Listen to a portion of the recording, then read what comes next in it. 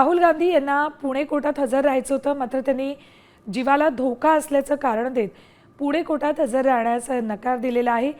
Vote चोरीबाबतचा मुद्दा आपण उपस्थित केला आहे, त्यामुळे आपल्या जीवाला धोका आहे, म्हणून आपण पुणे कोर्टात हजर राहू शकत नाही असं राहुल गांधी यांनी म्हटलेलं आहे. राहुल गांधींच्या वकिलांनी पुणे कोर्टात याचिका मागे घेतली जाणार आहे. की ही जी केस आहे हिस्टॉरिकल सगळे मुवमेंटवर डिपेंड आहे.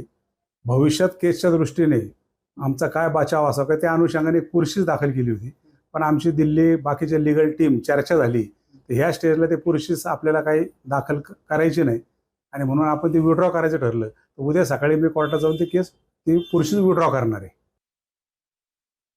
तर राहुल गांधींच्या जीवाला धोका असल्याचं म्हटलं होतं, त्याबाबतची याचिका आता मागे घेण्यात आलेली आहे. पुणे कोर्टामध्ये हा मुद्दा उपस्थित केला होता. वोट चोरीचा मुद्दा उपस्थित केल्यामुळे राहुल गांधींच्या जीवाला धोका.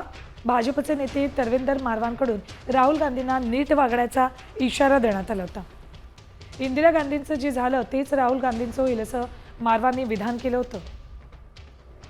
भाजपच्या आणखी एका नेत्यानं राहुल गांधींना दहशतवादी म्हटले.